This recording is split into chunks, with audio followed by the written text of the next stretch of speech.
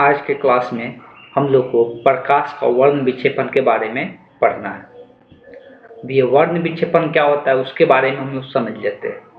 जब हम लोग एक श्वेत प्रकाश को सूर्य के प्रकाश से ले सकते हैं, श्वेत प्रकाश जब उसको एक प्रिज्म से गुजारते हैं तो गुजारने के बाद एक पर्दे पर उसका 7 रंग हम लोग को दिखता है। कितना रंग दिखता है? 7 रंग दिखता है। उसी घटना को हम लोग क्या कहते हैं? वर्ण विक्षेपण के नाम से जानते हैं। जब एक लाइट को, एक सिंगल किरण को जब एक हम लोग क्या करते हैं, एक प्रिज्म में से होकर गुजारते हैं तो उसके अपवर्तन की घटना के बाद जब वो बाहर निकलता है और उसको हम एक पर्दे पर देखते हैं तो हम लोग को 7 कलर नजर आता है, जो कि कौन कौन सा कलर होता है? Red, orange, yellow, green, blue, indigo, violet. ये 7 कलर हम लोग को दिखाई देता है। अगर हिंदी में बात करेंगे तो बैगनी, जामुनी, नीला, हरा, पीला, नारंगी, लाल होता है। इस तरह से 7 कलर दिखाई देना ही क्या कहलाता है? प्रकाश का वर्ण विक्षेपण कहलाता है।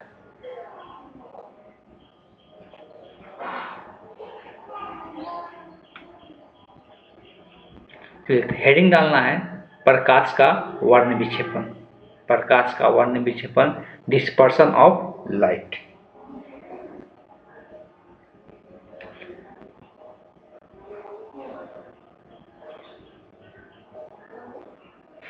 जब एक प्रकाश के किरण को लिखना है इसमें, जब एक प्रकाश के किरण को एक प्रिज्म में से होकर गुजारते हैं, एक प्रिज्म में से होकर गुजारते हैं तो अपवर्तन की घटना के बाद एक पर्दे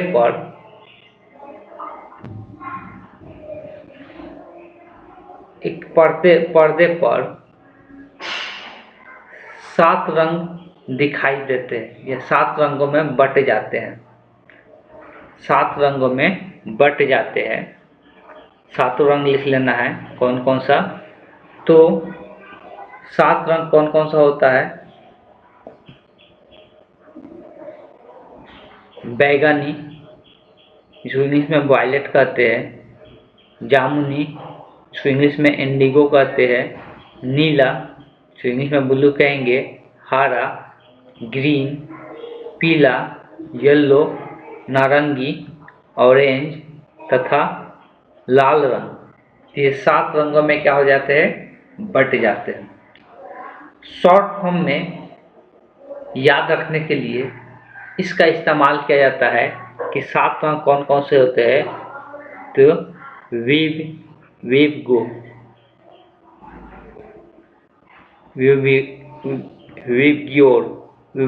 इसको बोलते हैं विबग्योर। तो वी में भी आ रहा है तो बी से होता है वायलेट, आई से होता है इंडिगो, बी से होता है ब्लू, जी से होता है ग्रीन, वाई से होता है येलो, ओ से होता है ऑरेंज, आर से होता है रेड। तो ये इंडिकेशन याद रख सकते हो जिससे ये 7 कलर याद रहे। ठीक है। और इसमें बहुत ध्यान से देखना जरूरी है किसका सबसे ज़्यादा अपवर्तन की घटना हुआ है। तो अभी से वायलेट का हुआ है, इसमें रेड का अपवर्तन की घटना सबसे कम देखने को मिलता है। रेड का अपवर्तन की घटना सबसे कम, ये देखो यहाँ पर कम इसका अपवर्तन हुआ है, ये सबसे ऊपर में रह गया, बाकी सब नीचे चला गया है। रेड का अपवर्तन की घटना सबसे कम होता है, इस बात को ध्यान में रखना है। ठीक है।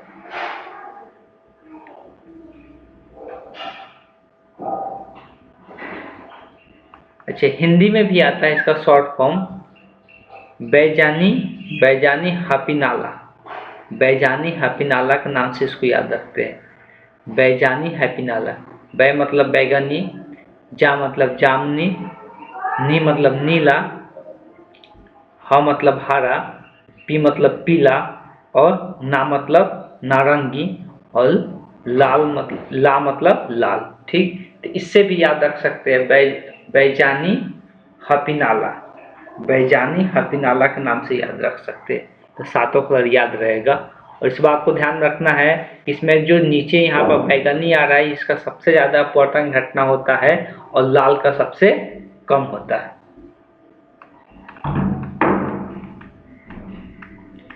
ये ऐसा किस कारण से होता है, तो इसमें एक और पॉइंट यहाँ पे नीचे लिखना है, डॉट करके लिखना है। तरंगदैर्घ्य लैम्ब्डा के साथ किसी दिए हुए माध्यम के अपवर्तनांक के परिवर्तन को ही प्रकाश का वर्ण विक्षेपण कहा जाता है। इसको हम लोग इस ग्राफ से समझ सकते हैं। यहाँ पे दो एक्सिस लिया गया है, एक एक्सिस लिया गया अपवर्तनांक का, जिसको हम लोग किससे दिखाते हैं, म्यू से। एक एक्सिस लिया गया है तरंगदैर्घ्य का, जिसको हम लोग किससे दिखाते हैं, लैम्ब्डा से। दोनों के बीच का ग्राफ देखेंगे तो ग्राफ कुछ इस प्रकार से होता है कि अगर तरंगदैर्घ्य का मान बढ़ता है तो अपवर्तनांक का मान क्या होता है, घटता है।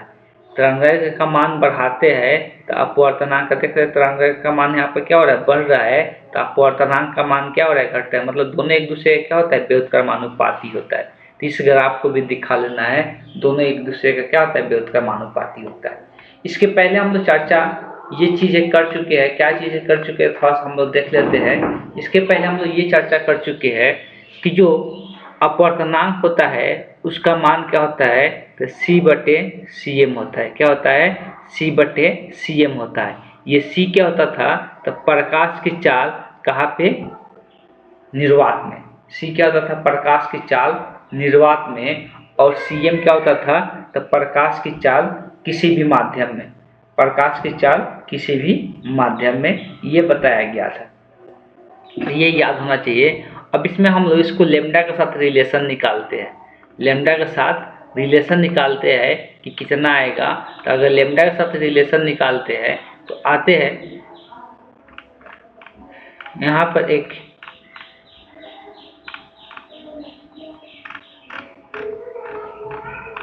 हेडिंग, शॉर्ट हेडिंग लिखना है। क्या लिखना है, अपवर्तनांक तथा तरंगदैर्घ्य में संबंध, अपवर्तनांक तथा तरंगदैर्घ्य में संबंध, अपवर्तनांक तथा तरंगदैर्घ्य में संबंध, अपवर्तनांक तथा तरंगदैर्घ्य में संबंध, अपवर्तनांक तथा तरंगदैर्घ्य में संबंध। हेडिंग डाल दिया लोग।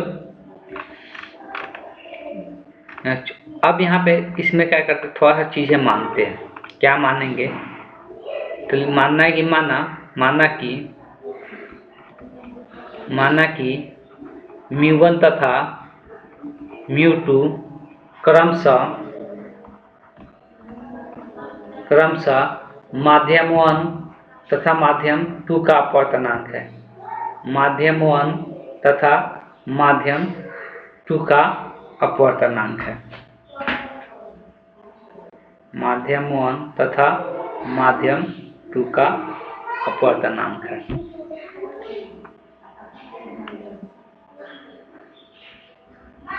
जब तो इस तरह से अगर μ1 का बात करेंगे तो क्या लिखाएगा, C तो हो गया प्रकाश की चाल, बटे ये माध्यम 1 की चाल को हम C1 से दर्शा रहे हैं। देखो अब हम लोग एक फार्मूला पढ़ते हैं। क्या पढ़ते हैं, किसी भी माध्यम या किसी भी माध्यम में प्रकाश की जो चाल होता है ना, वो किसके बराबर होता है, तो न्यू किसको बोलते हैं, तो ये होता है हम लोग आवृत्ति। क्या होता है, आवृत्ति इंटू इसके क्या होता है, तो इसका तरंगदैर्घ्य इसका क्या मानेंगे, λ1, इसको λ1 मान लिए। वैसे ही अगर दूसरे माध्यम का अपवर्तनांक लिखेंगे तो उसका फॉर्मूला क्या हो जाएगा, C/C2 बराबर C/, अब देखो कोई भी माध्यम हो इसका आवृत्ति परिवर्तन नहीं होता है। आवृत्ति किसी भी प्रकाश की लाइट का सेम ही रहेगा, तो आवृत्ति में कोई परिवर्तन नहीं होता है। जब एक माध्यम से दूसरे माध्यम में प्रकाश जाता है तो उसके आवृत्ति में कोई परिवर्तन नहीं होता है, लेकिन उसका तरंगदैर्घ्य में परिवर्तन होता है। तो ये कभी कभी क्वेश्चन पूछता है, तो उसका आवृत्ति में कोई परिवर्तन नहीं होता, तो इसमें भी क्या होगा, आवृत्ति न्यू ही रहेगा अगर सेमी प्रकाश है तो। लेकिन इसमें दोनों में सेमी प्रकाश यूज कर रहे हैं, लेकिन माध्यम में परिवर्तन होने के कारण ये इसका जो तरंगदैर्घ्य होता है वो बदल जाता है। अब अगर इसका रेशियो लेते हैं, अब अगर इसको समीकरण 1 करके इसको समीकरण 2 करके भाग कर देते हैं, समीकरण 1 में अगर समीकरण 2 से भाग कर देते हैं, समीकरण 1 को समीकरण 2 से भाग करते हैं तो यहाँ पर जब भाग करेंगे तो ये क्या आएगा, μ1/μ2। जब इसको भाग करेंगे तो इसमें सी कट जाएगा, ये नीचे में होगा तो ये ऊपर में चला जाएगा, C2 क्या हो जाएगा, C1 हो जाएगा। अगर लेमडा का देखेंगे तो ये भी कितना बन जाएगा, तो ये λ2/λ1 हो जाएगा। तो क्या देखने को मिलता है कि अपवर्तनांक का उल्टा यहाँ पर दिखेगा कौन, प्रकाश की चाल भी और साथ साथ तरंगदैर्घ्य भी। तो यही संबंध होता है प्रकाश की चाल और तरंगदैर्घ्य में और साथ साथ अपवर्तनांक में। तो इस चीज को लिख लेना इतना, ठीक।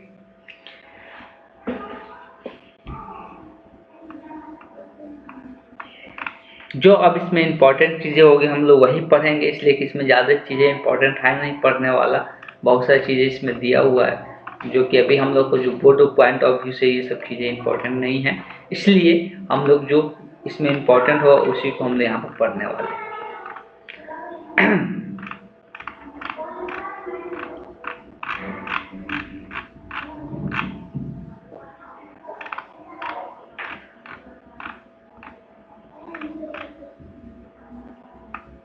अब हम लोग इसमें जो पढ़ेंगे प्रकाश के वर्ण विक्षेपण के कुछ प्राकृतिक घटनाएं के बारे में पढ़ेंगे। प्रकाश का वर्ण विक्षेपण से जो प्राकृतिक घटना उत्पन्न होती है उसके बारे में जानेंगे। थोड़ा बहुत लिख भी सकते हैं, तो इसमें लिखना बहुत ज़्यादा पड़ जाएगा। हम तो कहेंगे कि इसको पढ़कर समझना है, इसमें इससे क्वेश्चन भी आता है, इसलिए इसको समझ लेना बहुत जरूरी है। जितना समझाएंगे उतना ही हम लोग इसका डेरिवेशन वगैरह इसमें नहीं करेंगे, कुछ में डेरिवेशन भी दिया हुआ है, इसका कोई ज़रूरत नहीं पड़ता है।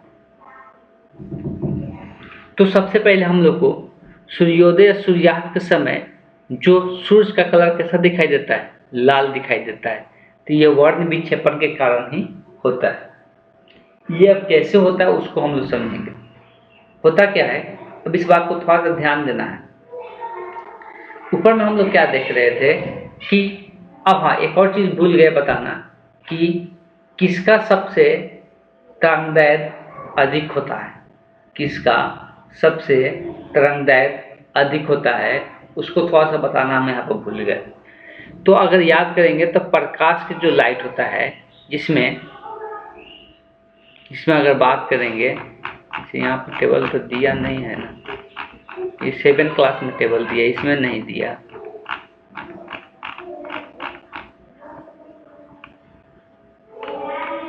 इसमें नहीं दिया हुआ है।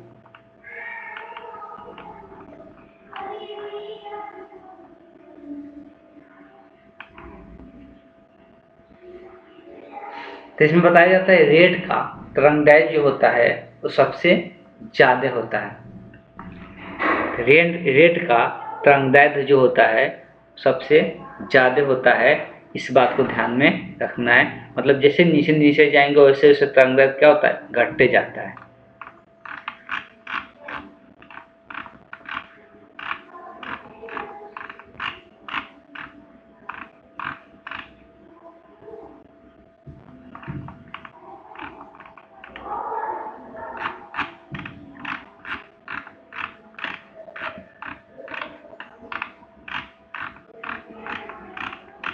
जो यहाँ पे हम लोग पढ़ रहे थे, सूर्योदय सूर्यास्त के समय सूर्य की किरणें तिरछी दिशा में वायुमंडल में काफ़ी अधिक दूरी तय करके हमारी आंखों तक पहुँचती है। तो बात सही है। श्वेत प्रकाश में जो कम तरंगदैर्घ्य वाली बैंगनी और नीली किरणें का वायुमंडलीय कणों द्वारा बहुत अधिक परिकीर्णन हो जाता है, जिसके कारण हम लोग आँखें तक नहीं पहुँच पाता। ध्यान समझिए, जब हम सूर्य को देखते हैं, सूर्य हम लोग को कैसा दिखाई देता है, तो लाल दिखाई देता है। कब, जब सूर्योदय होता है, जब सूर्य निकलता है या जब सूर्य डूबता है, तो उस टाइम हम लोग जब देखते हैं तो ये कैसा दिखाई देता है, तो ये हम लोग को ये लाल दिखाई देता है। तो इसका रीजन क्या है, जब ये असल में लाल होता नहीं है, होता क्या है कि जब इसमें सातों कलर निकलता है, ये बहुत दूरी पर चला जाता है। क्या होता है, ये बहुत दूरी पर चल जाता है। जब इसमें से सातों कलर निकलता है, सातों कलर जब निकलता है तो अब ऐसे कि ये जब हम लोग को जब लाइट निकलता है ना, लाइट छोटे छोटे कणों से क्या होता है, टकराते हैं। और लाइट जब छोटे कणों से टकराते हैं तो उसका परिकीर्णन की घटना होता है। किसका घटना होता है, परिकीर्णन घटना होता है। तो जिस लाइट का, अब यहाँ पर 7 कलर होता है तो सातों का तरंगदैर्घ्य अलग अलग होता है। तो जिसका तरंगदैर्घ्य, बात ध्यान से, जिसका तरंगदैर्घ्य कम होता है उसका परिकीर्णन ज़्यादा होता है। जिसका तरंगदैर्घ्य कम होता है उसका परिकीर्णन अधिक होता है, इस बात को ध्यान में रखना है। तो जिसका तरंगदैर्घ्य कम होता है, तो ऑब्वियस है कि बैंगनी, नीला, ये सब कलरों का क्या होता है, तरंगदैर्घ्य कम होता है, तो इसका परिकीर्णन घटना ज़्यादा होगा, मतलब इधर ही क्या हो जाएगा, ये सब किरण फैल जाएगा। कौन वाला बच जाता है, तो इसमें रेड वाला, इसलिए कि रेड का तरंगदैर्घ्य ज़्यादा होता है तो उसका परिकीर्णन कम होता है, तो सिर्फ रेड वाला ही क्या होता है, हमारे आंखों तक पहुंच पाता है, बाकी का सबका परिकीर्णन हो जाता है। परिकीर्णन के कारण वह हमारे आंखों तक नहीं पहुंच पाता है। इसी कारण हम लोग को सूर्योदय सूर्यास्त समय जो लाइट होता है कैसा दिखाई देता है, सूर्य जो होता है रेड दिखाई देता है, इसलिए दूरी ज़्यादा होता है, तो दूरी ज़्यादा होने के कारण हमारे आंखों तक सिर्फ रेड वाला ही लाइट पहुंच पाता है, बाकी नहीं पहुंच पाता है। रेड वाला पहुंचने का रीजन क्या है, तो उसका तरंगदैर्घ्य ज़्यादा होने के कारण उसका परिकीर्णन की घटना कम होता है, इस बात को ध्यान में रखना है। बस यही लिखना है, अब इतना सारी चीज़ें लिखवाने की जरूरत नहीं है, ये कभी जरूरत पड़ेगा तब बुक से भी आप लोग पढ़ सकते हैं। दूसरा हम लोग को इंद्रधनुष देखने को मिलता है, जिसको रेनबो कहते हैं हम। इंद्रधनुष भी हम लोग को देखने को मिलता है। जब ये कब देखने को मिलता है, तो जब एक तरफ धूप निकला रहता है, दूसरे तरफ बारिश होते रहता है, तो हम लोग को इंद्रधनुष देखने को मिलता है। इंद्रधनुष का मतलब वही है, जब हम लोग आसमानों में क्या होता है कि परिकीर्णन की घटना, आसमानों में हम लोग क्या होता है, तो वर्ण विक्षेपण की घटना जब देखने को मिलता है, तो उसी को हम लोग इंद्रधनुष के नाम से जानते हैं। जब आसमान में वर्ण विक्षेपण की घटना देखने को मिलता है, तो उसी को हम लोग क्या कहते हैं, इंद्रधनुष कहते हैं। तो हम लोग को देखने का तरीका क्या है कि अगर इधर क्या है, सूर्य निकला हुआ है, इस तरफ क्या है, सूर्य निकला हुआ है, ठीक है, इस तरफ सूर्य निकला हुआ है, हम यहाँ पे खड़े होकर मेरा आँख किधर होगा, इधर, और बारिश इधर हो रहा है, इधर बारिश हो रहा है, इधर बारिश हो रहा है, तो इधर ऐसे बारिश हो रहा है, तो इस तरफ हम लोग को, इसी तरफ हम लोग क्या होगा, इंद्रधनुष दिखेगा। अब ये किस कारणों से होता है, तो इधर जब धूप निकला रहता है, इसका प्रकाश की किरण क्या होता है, बारिश के जो बूंदे होते हैं वहाँ पे वो अपवर्तन की घटना होता है। तो अपवर्तन अपवर्तन दोनों घटना होता है, तो अपवर्तन की घटना होने के कारण वहाँ पे क्या देखने को मिल जाता है, तो दो बार अपवर्तन की घटना, जैसे पेज में से दो बार अपवर्तन की घटना होने के कारण हम लोग क्या होता है, तो हम लोग को वर्ण विक्षेपण देखने को मिलता है। तो यहाँ पर भी दो बार अपवर्तन की घटना होने के कारण वर्ण विक्षेपण हम लोग को देखने को मिलता है। अब यहाँ पे इसको डायग्राम सिंपली समझ सकते हैं। अब देखो, दो प्रकार के वर्ण विक्षेपण इंद्रधनुष देखने को मिलता है, एक प्राथमिक होता है और एक द्वितीयक होता है। कभी प्राथमिक के बारे में पूछ लेते हैं, कभी द्वितीयक के बारे में पूछ लेता है। तो प्राथमिक और द्वितीयक में क्या अंतर होता है, यहाँ से भी हम लोग समझ सकते हैं। आगे यहाँ पे द्वितीयक के बारे में दिया होगा सर, यहाँ पे द्वितीयक में प्रकाश का अपवर्तन की भी घटना हो जाता है, परिवर्तन का भी घटना हो जाता है, लेकिन प्राथमिक प्रकाश का परिवर्तन घटना नहीं होता है, कि होता है, देख लेते हैं एक बार दोनों में क्या अंतर होता है। प्राथमिक का अगर बात करें, जब सूर्य का प्रकाश वर्षा की बूंदों पर पड़ती है तो प्रकाश का वर्ण विक्षेपण हो जाता है। प्राथमिक इंद्रधनुष उन किरणों द्वारा दिखाई देता है जिसका बूंदों में दो बार अपवर्तन, इसमें कितना बार, दो बार अपवर्तन और एक बार आंतरिक परिवर्तन के बाद न्यूनतम विचलन होता है। अब यहाँ पर दोनों ऐसे ही याद रखना है। थोड़ा सा पहले यहाँ पर क्या करते हैं, इंद्रधनुष के बारे में थोड़ा सा लिख लेते हैं, इंद्रधनुष के बारे में थोड़ा सा लिख लेते हैं। तो इंद्रधनुष हेडिंग डालना है, ठीक, इंद्रधनुष।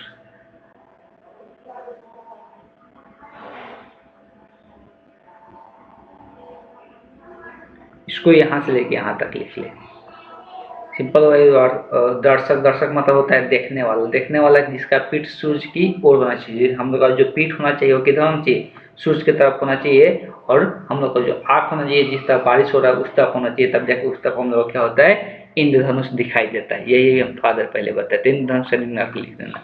अब इसको पहला लिखना है, प्राथमिक इंद्रधनुष बनने का सिद्धांत। प्राथमिक इंद्रधनुष बनने का सिद्धांत, इसको लिखना है यहाँ से। प्राथमिक इंद्रधनुष उन किरणों द्वारा दिखाई देता है जो जिनका बूंदों में जिसका वर्षा के बूंदों में 2 बार अपवर्तन की घटना घटे और एक बार क्या हो आंतरिक परिवर्तन की घटना घटे तो बाद में न्यूनतम विचलन होता है। इसी के कारण हम लोग को क्या होता है इंद्रधनुष दिखाई देता है। तो इसके कारण जो इंद्रधनुष दिखाई देता है उसको हम लोग क्या कहते हैं प्राथमिक इंद्रधनुष के नाम से जानते हैं। तो उसको हम लोग क्या कहते हैं तो ध्यान में रखना है इसमें ये बातें ध्यान में रखना है कि 2 बार अपवर्तन की घटना होगा और एक बार आंतरिक परिवर्तन की घटना होगा, तब इसके कारण जो इंद्रधनुष दिखाई देगा उसको हम लोग प्राथमिक इंद्रधनुष के नाम से जानते हैं। उसको हम लोग प्राथमिक इंद्रधनुष के नाम से जानते हैं। और यहाँ से इसका डायग्राम इतना लिखने के बाद यहाँ से इसका डायग्राम बना सकती है। तो इसको बनाए या इसको बनाए, बात दोनों में सेम ही है।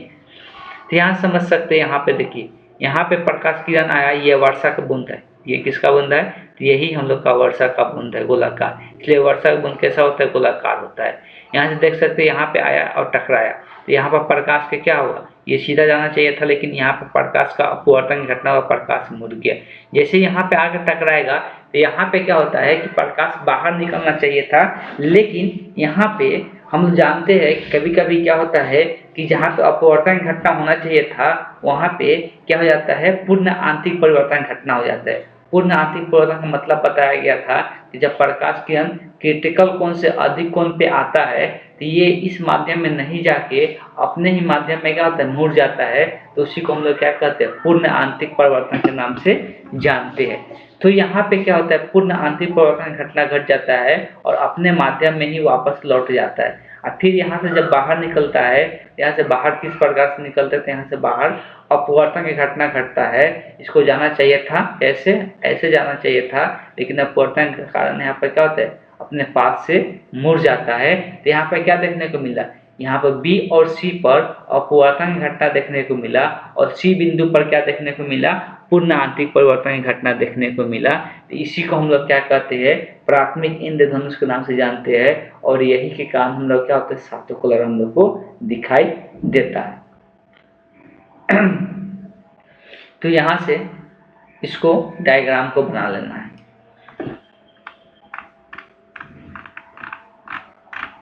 अब चलते हैं द्वितीयक में क्या होता है, इसको भी हेडिंग डालना है द्वितीयक इंद्रधनुष बनने का सिद्धांत। अभी लिखना नहीं है, जब बोलेंगे तब। द्वितीयक इंद्रधनुष में हमें सूर्य के उन किरणों को दिखाई देता है, सूर्य के उन किरणों से दिखाई देता है जिनका वर्षा का बूंदों में 2 बार अपवर्तन की घटना घटे और 2 बार आंतरिक परिवर्तन की घटना घटे के बाद न्यूनतम विचलन होता है। तो इतना यहाँ तक लिख लेना है, पूरा यहाँ से लेके यहाँ तक लिख लेना है। इसमें याद क्या रखना है तो 2 बार अपवर्तन की घटना होगा और 2 बार आंतरिक परिवर्तन की घटना होगा। इसके पहले में जो हो रहा था 2 बार अपवर्तन की घटना हो रहा था, 1 बार आंतरिक परिवर्तन की घटना हो रहा था। लेकिन यहाँ पर आंतरिक परिवर्तन की घटना भी कितने बार हो रहा है तो 2 बार हो रहा है। कितने बार हो रहा है तो 2 बार हो रहा है आंतरिक परिवर्तन का और 2 बार हो रहा है अपवर्तन का। लेकिन प्राथमिक में क्या हो रहा था 2 बार अपवर्तन की घटना हो रहा था और 1 बार क्या हो रहा था आंतरिक परिवर्तन की घटना घट रहा था। यहाँ पर साफ साफ देख सकते हैं डायग्राम में कोई प्रकाश की किरण यहाँ पे कहाँ से आ रही है, ये प्रकाश की किरण आया यहाँ पे आके बी बिंदु पर टकराया। तो बी बिंदु पर यहाँ पे क्या हो रहा है कि ये दूसरे माध्यम में जा रहा है, मतलब यहाँ पे अपवर्तन घटना घटा। लेकिन यहाँ पे क्या हो गया कि अपने माध्यम में ही वापस लौट आया और यहाँ पे क्या हो गया सी बिंदु पर आंतरिक परिवर्तन हुआ। क्या हो गया आंतरिक परिवर्तन हो गया। यहाँ पे डी बिंदु पर फिर से आंतरिक परिवर्तन अपने ही माध्यम में वापस आ गया, फिर से यहाँ पर आंतरिक परिवर्तन देखने को मिले। यही वर्षा का बूंद है, ठीक है। और अब यहाँ से एफ बिंदु पर यहाँ से फिर बाहर निकल जा रहा है, मतलब यहाँ पर अपवर्तन की घटना हो गया। तो यहाँ पे 2 बार ए बी और एफ पर अपवर्तन की घटना हुआ और सी और डी पर क्या देखने को मिला पूर्ण आंतरिक परिवर्तन की घटना हो गया। तो इस डायग्राम को बना लेना है। इसमें यही कभी कभी दोनों में अंतर पूछ देता है, तो ध्यान में रखना है कि प्राथमिक में क्या होता है तो 2 बार अपवर्तन की घटना होता है, 1 बार पूर्ण आंतरिक परिवर्तन की घटना होता है। और द्वितीयक में क्या होता है 2 बार अपवर्तन की घटना होगा और 2 बार पूर्ण आंतरिक परिवर्तन की घटना देखने को मिलता है। तो ये कभी कभी इसका अंतर पूछता है, तो ध्यान में रखना है। आगे दिया प्रकाश के परिकिरण। तो ऐसे तो प्रकाश के परिकीर्णन के बारे में पहले से ही आप लोग जानते हैं, लेकिन यहाँ पर भी कुछ दिया हुआ है तो देख लेते हैं प्रकाश के परिकीर्णन के बारे में क्या दिया हुआ है। जब प्रकाश की किरण कुछ किसी माध्यम से होकर जाता है तो उसकी तीव्रता घट जाती है। अब कभी प्रकाश की किरण कुछ जब एक माध्यम से होकर जाता है तो उसका तीव्रता क्या होने लगता है, घटने लगता है। ये किस कारण से होता है, तो वही प्रकाश का परिकीर्णन की घटना के कारण ऐसा होता है। तो ये कैसे होता है, तब माध्यम के कण प्रकाश की ऊर्जा को अंशतः अवशोषित कर लेता है। माध्यम का जो कण होता है मतलब अंशतः मतलब थोड़ा बहुत क्या होता है, अवशोषित कर लेता है। ऐसे कुछ परिणाम माध्यम के कण को पुनः विकर्ण भी कर देता है, जिसे हम लोग परिकीर्ण प्रकाश कहते हैं। जिसको विकर्ण कर देता है उसको हम लोग परिकीर्ण प्रकाश के नाम से जानते हैं। ये पूरा घटना को हम लोग परिकीर्णन करते हैं। कहने का मतलब ये है कि जो कोई लाइट आ रहा है, ठीक है, प्रकाश का लाइट आ रहा है इस प्रकार से, और बीच में माध्यम का कण पड़ता है, बीच में किसका, माध्यम का कण पड़ता है। तो इस किरण को क्या करता है, ये अवशोषित कर लेता है। इस किरण को क्या करता है, अवशोषित कर लेता है। इस किरण को अवशोषित कर लेता है, और कुछ किरण क्या करता है कि अवशोषित करने के बाद कुछ किरणों को ऐसे क्या करता है, फैला देता है। ऐसे क्या करता है, चारों दिशाओं में क्या करता है, फैला देता है। अब कुछ ही किरण क्या होता है, इसे सीधे जा पाता है। कुछ ही किरण क्या होता है, इसे सीधे जा पाता है। बाकी प्रकाश का परिकीर्णन की घटना घट जाता है। तो हेडिंग डालना है प्रकाश का परिकीर्णन। हेडिंग डालना है प्रकाश का परिकीर्णन।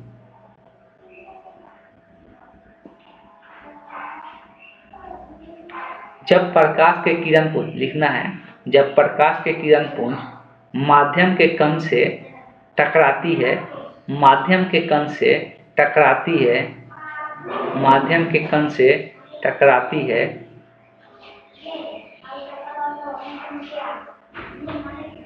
तो प्रकाश की ऊर्जा, कुछ प्रकाश की ऊर्जा को वह अवशोषित कर लेती है। कुछ प्रकाश की ऊर्जा को वह अवशोषित कर लेती है, तथा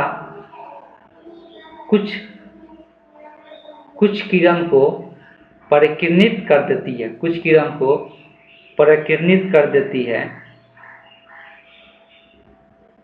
मतलब फैला देती है। कुछ किरण को परिकीर्णित कर देती है। इसी घटना को प्रकाश का परिकीर्णन कहते हैं। इसी घटना को प्रकाश के परिकीर्णन कहते हैं।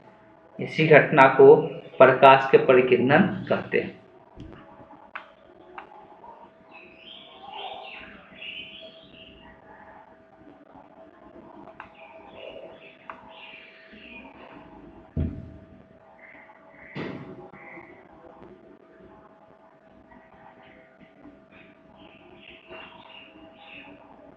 अब कोई प्रकाश की किरण कितना परिकीर्णित होगा,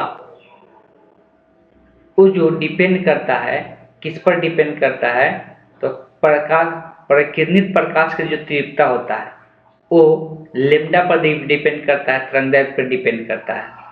एक टिंडल प्रभाव होता है। टिंडल प्रभाव क्या होता है, जब प्रकाश किरण किसी माध्यम से गुजारते हैं तो हम लोग प्रकाश की किरण दिखाई देने लगता है, तो उसी को हम लोग क्या कहते हैं, टिंडल प्रभाव के नाम से जानते हैं। तो उसको यहाँ पे छोड़े, इसको डॉट करके लिखना है। परिकीर्णित प्रकाश की तीव्रता प्रकाश के तरंगदैर्घ्य के चतुर्थ घात के क्या होता है, व्युत्क्रमानुपात की होती है। जो परिकीर्णित प्रकाश की तीव्रता होती है, जो परिकीर्णित हो चुका है, जो एक बार किसी माध्यम से गुजरता है तो उसका परिकीर्णन की घटना होता है, तो डिपेंड करता है उसके तरंगदैर्घ्य पर। तो किसका संबंध होता है, तो परिकीर्णित प्रकाश की तीव्रता जो होता है आई समानुपाती होता है 1/λ4 के। इस बात को ध्यान में रखना है।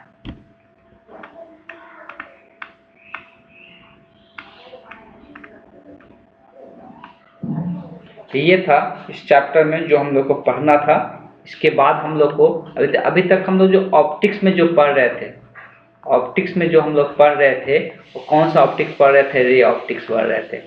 अब जो ऑप्टिक्स पढ़ना है वो कौन सा, वेव ऑप्टिक्स पढ़ना है। इसके बाद का जो चैप्टर पढ़ना है वो हम लोग को वेव ऑप्टिक्स के बारे में पढ़ना है। ठीक, तो नेक्स्ट क्लास में हम लोग स्टार्ट करेंगे वेव ऑप्टिक्स। ये जो वेव ऑप्टिक्स है ये पूरा कंप्लीट हो जाएगा, तब जाकर हम लोग केमिस्ट्री का कुछ चैप्टर स्टार्ट करना फिर शुरू करेंगे। जो ऑर्गेनिक पार्ट हम लोग को पढ़ना है। आज को क्लास को हम यहीं पर एंड करते हैं।